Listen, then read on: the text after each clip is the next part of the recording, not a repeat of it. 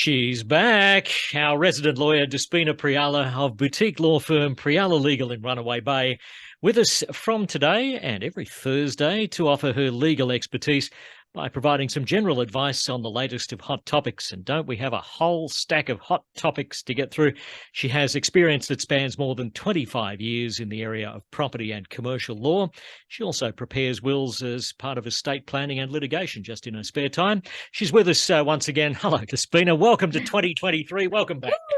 Thank you, guys. I'm so happy to be here. Very excited. So excited. It feels like a long break. Yeah. Happy to have you back in.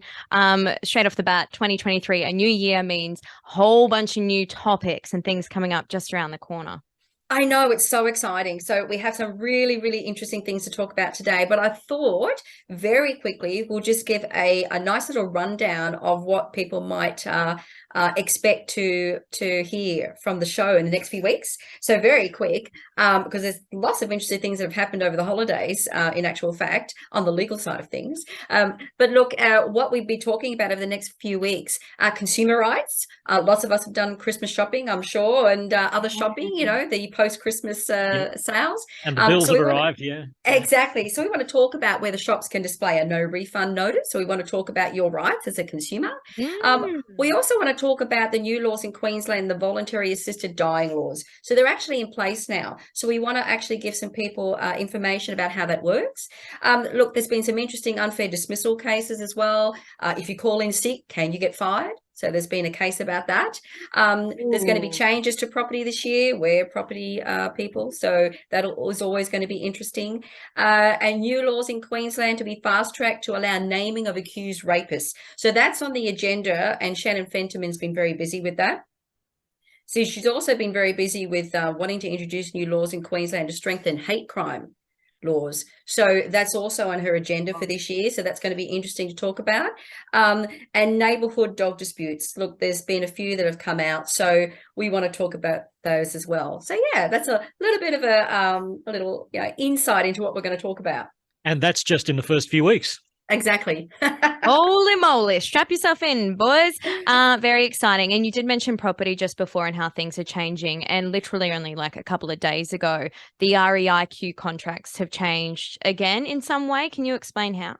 That's right, very quickly, because they're not big changes. But Monday this week, the 30th of January, in Queensland, we're talking about the new REIQ contracts were issued.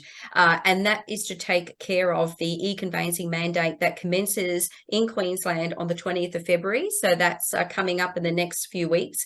So very minor changes, but essentially covers the mandatory e-conveyancing regime that we're all going to be under. Everybody in Queensland, all law firms will be governed by that as of the 20th of February. So just be mindful of that.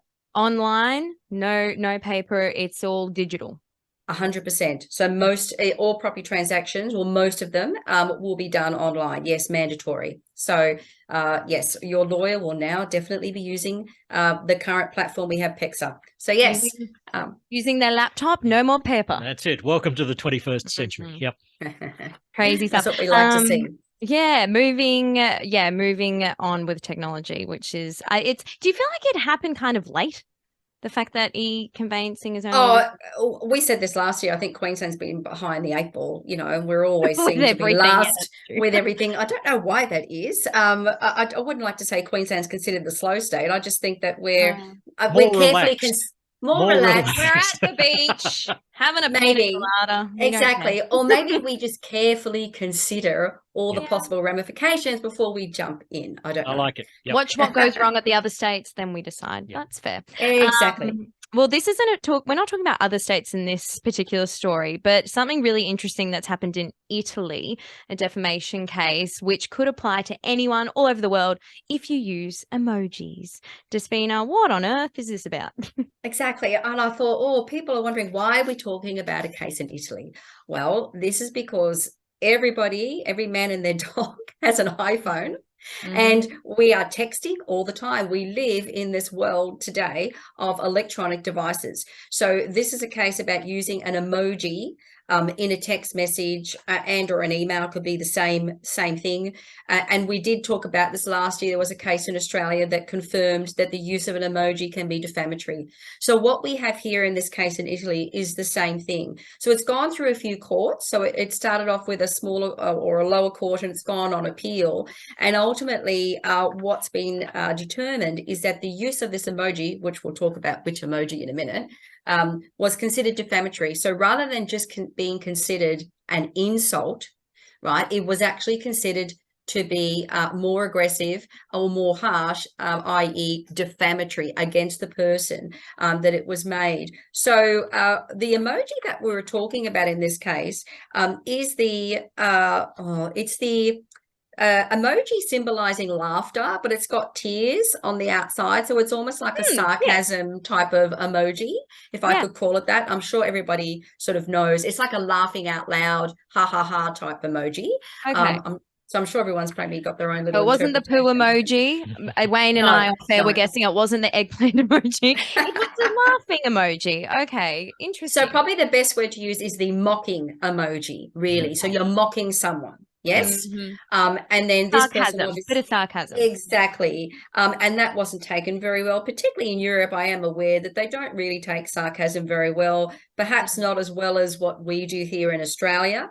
And maybe we should take a leaf out of their book. But regardless of that, yeah, exactly. But in any event, it was considered defamatory. So remember that simple logic tells you whether you add an emoji at the end of words, a sentence, or you just put an emoji in reply to what someone else has commented on or has texted or emailed, can have a massive impact depending on how you've used it, in what context.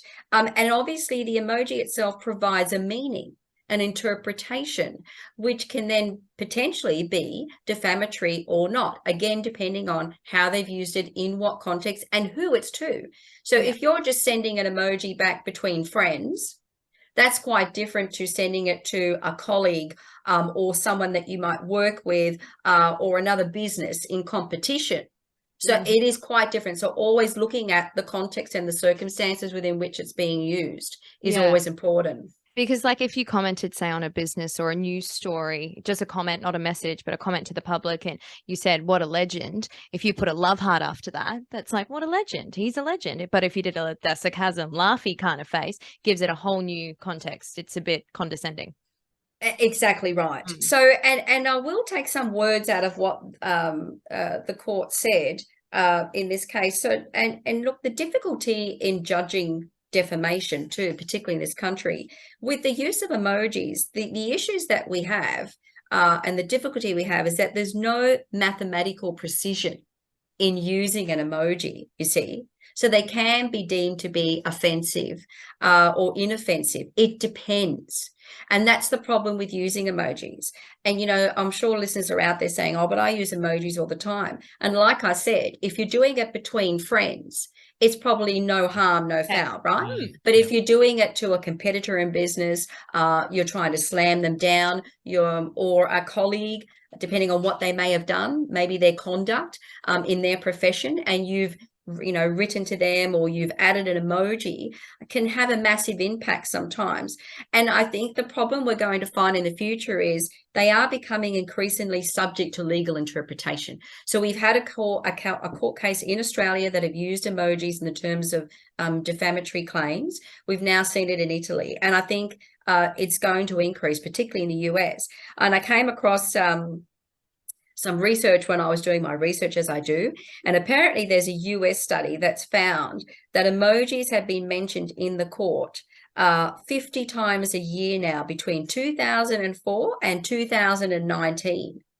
So that's pretty massive. So it is going to be on the increase. And my message to people out there is we all have iPhones. We all perhaps may use emojis at certain times. Just be really careful. Just have a little think before you attach that little emoji. Yes, and send. Yes. Yep. Very good point to make. And just really quickly, how much did this guy get charged for defamation? Oh, so what's the... Or is it ongoing? It was there was an order in the initial courts to pay 2,000 euros. So yes, but we've...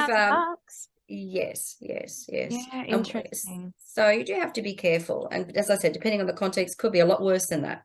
Yeah, very true. And coming up, a very interesting segment that I think applies if you like to go to licensed premises.